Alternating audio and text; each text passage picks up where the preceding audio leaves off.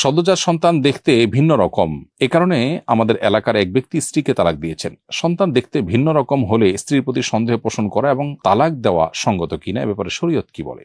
খুবই প্রয়োজনীয় একটি প্রশ্ন। প্রিয় দর্শক, এমন হতে পারে যে মা বাবা দেখতে একরকম, তাদের সন্তান হুবহু দেখতে অন্য কারোর মতো, বা মা বাবা কারোর চেহারার সাথে সন্তানের মিল নেই, এমনটি হতে পারে। মা বাবার গায়ের যে রং, সন্তানের রং তার ভিন্নতর কিছু, এমনটিও হতে পারে। এটিকে স্বাভাবিক হিসাবে নেওয়া উচিত এবং এর মাধ্যমে মায়ের চরিত্রে কালিমা লেপন করার কোন সুযোগ কিন্তু ইসলামের দৃষ্টিতে নেই। এবারে সুস্পষ্ট একটি হাদিস সহিহ মুসলিমে বর্ণিত হয়েছে। আবু হুরায়রা বর্ণনা করেছেন যে নবী করিম সাল্লাল্লাহু আলাইহি ওয়াসাল্লামের কাছে বনী ফাজারা গোত্রের এক ব্যক্তি এসে বলেছেন, হে আল্লাহর রাসূল, আমার স্ত্রী এমন এক সন্তান প্রসব করেছে যে সন্তান কালো, অথচ আমরা দুজনে সাদা। তো এই কালো সন্তান কোত্থেকে এলো, এটা নিয়ে আমার স্ত্রীর প্রতি আমার সন্দেহ তৈরি হয়। তখন নবী করিম সাল্লাল্লাহু আলাইহি ওয়াসাল্লাম তাকে জিজ্ঞাসা করলেন, তোমাদের কি ওঁট আছে? বললেন, হ্যাঁ, অনেক ওঁট আছে।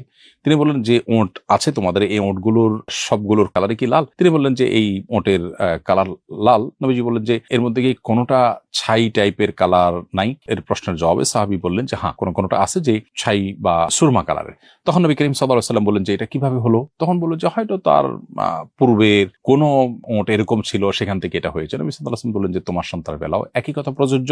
তার বংশের পূর্বের কারোর থেকে তার এই কালার এসে থাকতে পারে। শুধুমাত্র গায়ের রং তোমাদের সাথে মিলে না, চেহারার কাটিং তোমাদের সাথে মিলে না, এটার উপর ভিত্তি করে তার মাকে তুমি মিথ্যা অপবাদ দিতে পারো না। মুসলমানের চরিত্র ইসলামে অত্যন্ত মূল্যবান। কোন সতী সাধবী নারীকে কেউ যদি মিথ্যা অপবাদ দেয় কোন সুস্পষ্ট প্রমাণ ছাড়া, ইসলামী শরিয়াত দণ্ডবিধিতে কোরআন কারিমে পরিষ্কারভাবে তাকে ৮০ বেত্রাঘাত এবং এই ব্যক্তির বিশ্বাসযোগ্যতা চিরকালের জন্য নষ্ট হয়ে যায় এবং তাকে কখনো সাক্ষী রূপে আর গ্রহণ করা হয় না। এরকম কঠিন শাস্তির কথা বলা হয়েছে একজন নারীর, সতী সাধবী নারীর চরিত্রে কালিমা লেপন করবার কারণে। অতএব কোন মা বাবার সন্তান যদি ভিন্নতর হয়, তাদেরকে নিয়ে বাজে কথা বলা অথবা মার চরিত্রে কালিমা লেপন করা সুস্পষ্টভাবে হারাম। এই হাদিস থেকে পরিষ্কারভাবে বোঝা গেল। এছাড়াও আরেকটা হাদিস আছে, যে হাদিসের আলোকে আমরা জানি যে মাতৃগর্ভে থাকাকালীন সময়ে শিশুকে আল্লাহ তাআলার পক্ষ থেকে ফেরেশতারা বিভিন্ন ছবি দেখান এবং তার পরিবারে তার বংশের বিভিন্ন লোকজনের ছবি দেখান। সে যার মতো হতে চায় তার মতো হতে আল্লাহ তাআলার তরফ থেকে ফয়সালা করা হয়। এই মর্মে একটা হাদিস পাওয়া যায়। তো খোলাসা কথা হলো যে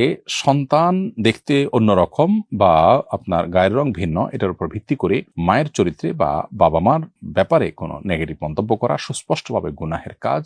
মুসলমানের চরিত্র অনেক মূল্যবান, কোনো সুস্পষ্ট প্রমাণ ছাড়া কারোর চরিত্র হানি করা যাবে না। অতএব যে ব্যক্তি নিজের স্ত্রীকে এই কারণে তালাক দিয়েছেন, তিনি জঘন্য অপরাধ করেছেন এবং তার উচিত আল্লাহর কাছে তওবা করা এবং তার সংশোধন করা।